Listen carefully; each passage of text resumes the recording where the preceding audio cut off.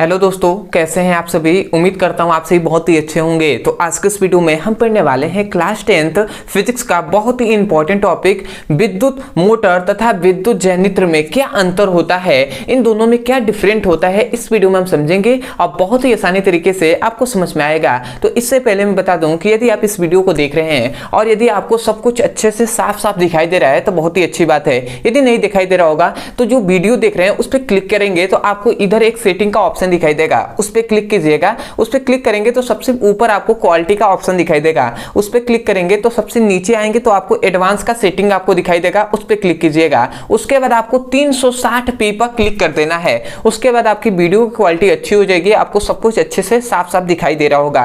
तो चलिए दोस्तों अपने टॉपिक को शुरू करते हैं। तो यहाँ पे हमने लिख दिया है भैया विद्युत मोटर, इधर हमने लिख दिया है विद्युत जनरेटर। अब इन दोनों का हमने डिफरेंट लिख दिया है। अब इनको एक एक करके हम समझते हैं। तो सबसे पहला पॉइंट ये आता है भैया कि विद्युत मोटर कहते किसे हैं, अब विद्युत जनरेटर कहते किसे हैं। तो याद रखें भैया, जो विद्युत मोटर होता है ना, ये विद्युत ऊर्जा को यांत्रिक ऊर्जा में क्या करता है, चेंज करता है। मतलब जो विद्युत ऊर्जा होता है उसको यांत्रिक ऊर्जा में चेंज करने वाला एक क्या है, यंत्र है। जो कौन यंत्र है भैया, विद्युत मोटर। मतलब विद्युत मोटर एक यंत्र होता है जिसकी सहायता से विद्युत ऊर्जा को यांत्रिक ऊर्जा में परिवर्तित करते हैं या रूपांतरित करते हैं या बदला जाता है। तो आशा करते हैं इसका डेफिनेशन आप बोल सकते हैं कि ऐसा यंत्र जो विद्युत ऊर्जा को यांत्रिक ऊर्जा में परिवर्तित करता है उस यंत्र को हम विद्युत मोटर कहते हैं। ठीक है, तो इसलिए हमने यहाँ पे क्या लिखा है, डेफिनेशन आप कह सकते हैं या इसका सबसे पहला अंतर आप कह सकते हैं कि यह विद्युत ऊर्जा को यांत्रिक ऊर्जा में बदलता है।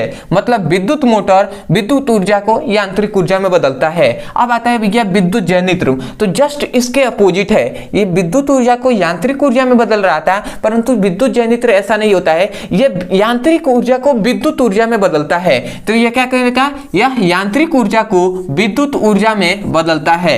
मतलब ऐसा यंत्र जो यांत्रिक ऊर्जा को विद्युत ऊर्जा में बदलता है तो उस यंत्र को हम विद्युत जनरेटर कहते हैं। तो आशा करते हैं आपको समझ में आ गया होगा इनका पहला अंतर। अब आते हैं भैया दूसरा अंतर। तो याद रखेंगे जो विद्युत मोटर होता है उसमें भैया चुंबकीय क्षेत्रों में रखी एक कुंडली में, समझिएगा, चुंबकीय क्षेत्र में रखी कुंडली में विद्युत धारा प्रवाहित करते हैं। जो कोई भी कुंडली है वो चुंबकीय क्षेत्र में है, तो उसमें जब हम विद्युत धारा प्रवाहित करेंगे उस कुंडली में, तो याद रखें कुंडली पर बल युग्म कार्य करने लगता है। समझ में आया, नहीं समझ में आया होगा तो ध्यान से समझिएगा। यहाँ पे मैं मान ले रहा हूं कि ये कोई चुंबकीय क्षेत्र है, ये कोई मान लेते हैं चुंबकीय क्षेत्र है। अब इसमें हमने क्या लगा दिया है, एक मान लेते हैं ये कुंडली है। तो जब हमने इस कुंडली में भैया धारा प्रवाहित किया ना, ठीक है, तो इसके क्या होता है, इसके सिरों पर क्या होता है, बल युग्म कार्य करने लगता है।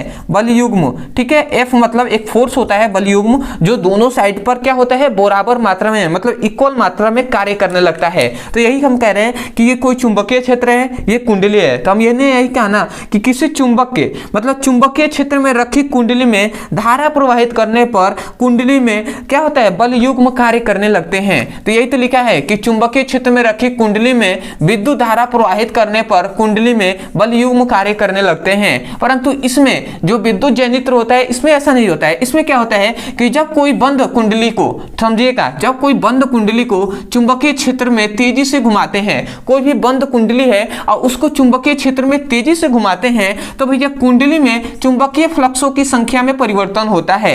जब कोई कुंडली है उसको हम चुंबकीय क्षेत्र में तेजी से घुमाएंगे तो उस कुंडली से क्या होगा भैया, चुंबकीय फ्लक्सों की संख्या में परिवर्तन होगा। अब भैया आप कहेंगे चुंबकीय फ्लक्स क्या होता है या विद्युत फ्लक्स क्या होता है, तो ये सब हमने पढ़ा दिया है। ठीक है, केवल आपको अगर पढ़ना है तो उसका नाम लिखिए कि चुंबकीय फ्लक्स किसे कहते हैं, ब्रदर सर या ट्रिक्स ब्रदर सर आप मत लिखिएगा, ठीक है, क्योंकि हमारे मेन चैनल का नाम है ब्रदर सर, उस पर लिखेंगे तो सब टॉपिक आपको पढ़ा दिए हैं, चाहे फिजिक्स का हो केमिस्ट्री का हो। केवल आप नाम लिखिए चुंबकीय फ्लक्स किसे कहते हैं ब्रदर सर, आपको वीडियो मिल जाएगा, वहां से उसकी पढ़ाई कर सकते हैं। तो आशा करते हैं समझ गए होंगे कि कोई बंद कुंडली है और वो चुंबकीय क्षेत्र में तेजी से उसको घुमाया जा रहा है, तो कुंडली में चुंबकीय फ्लक्सों की संख्या में क्या होता है, परिवर्तन होता है। तो ये हो गया। तीसरा पॉइंट आता है भैया, बहुत इंपॉर्टेंट है कि हम विद्युत मोटर की दिशा को कैसे पता कर सकते हैं। तो याद रखेंगे भैया फ्लेमिंग के जो बाएं हाथ, ठीक है, सॉरी बायां होना चाहिए, ठीक है, याद रखेंगे फ्लेमिंग के बाएं हाथ के नियमों से। ठीक है, फ्लेमिंग के बाएं हाथ के नियम से क्या करते हैं भैया, विद्युत मोटर की दिशा को ज्ञात किया जाता है। फ्लेमिंग के बाएं हाथ से हम क्या करते हैं, जो फ्लेमिंग का बाएं हाथ का नियम है ना, उससे हम विद्युत मोटर की दिशा को ज्ञात किया जाता है। और फ्लेमिंग के दाएं हाथ से क्या करते हैं भैया, विद्युत मोटर मतलब विद्युत जनित्र की दिशा को ज्ञात किया जाता है। तो इस पॉइंट को आपको याद रखना है कि भैया किससे, बाएं हाथ से विद्युत मोटर की दिशा को ज्ञात करेंगे और फ्लेमिंग के दाएं हाथ से विद्युत जनित्र की दिशा को ज्ञात किया जाता है। अब आप कहेंगे फ्लेमिंग के बाएं हाथ का नियम या दाएं हाथ का नियम क्या है, तो ये भी हमने पढ़ा दिया है। केवल आप जाइए यूट्यूब पर लिखिए फ्लेमिंग के दाएं हाथ का नियम या फ्लेमिंग के बाएं हाथ का नियम ब्रदर सर, आपको वो वीडियो मिल जाएगा, वहां से उसकी पढ़ाई कर सकते हैं। तो आशा करते हैं आपको जितनी भी बातें बताई गई हैं वो बहुत ही बेहतरीन तरीके से समझ में आ गया होगा। तो मैं यही कहूंगा, यदि आपको समझ में आ गया है तो सबसे पहले तो सपोर्ट करने के लिए चैनल को सब्सक्राइब कर दीजिए, वीडियो को लाइक कर दीजिएगा, हो सके तो हमें कमेंट सेक्शन में जरूर बताइएगा कि आपको वीडियो कैसा लगा। अदरवाइज बहुत से ऐसे स्टूडेंट हैं जिनको जो चाहते हैं भैया कि चैप्टर वाइज सीक्वेंस में, चाहे वो क्लास 10th हो या क्लास 12th हो या अदर कोई भी क्लास हो, उसका फिजिक्स और केमिस्ट्री का चैप्टर वाइज सीक्वेंस में हमें एक एक करके वीडियो मिले और वहां से मैं अपने पूरे अच्छे से सिलेबस को कंप्लीटली पढ़ सकूं। तो आपके लिए भैया एक नंबर यहाँ पे दिया जा रहा होगा, इस नंबर पे आपको केवल कुछ नहीं करना है, केवल आपको जाना है और व्हाट्सएप नंबर पे इसमें मैसेज करना है कि क्लास 10th या class 12th physics chemistry all video link. तो आपको चैप्टर वाइज सभी का एक एक करके वीडियो का लिंक दे दिया जाएगा, वहां से अपने चैप्टर को अच्छे से अपने पढ़ सकते हैं और अपने सुंदर से नोट्स बना सकते हैं। तो आशा करते हैं दोस्तों आपको अच्छे से समझ में आ गया होगा। तो चलिए दोस्तों आज के लिए इतना ही, मिलते हैं एक नए टॉपिक के साथ, तब तक के लिए धन्यवाद। जय हिंद, जय भारत।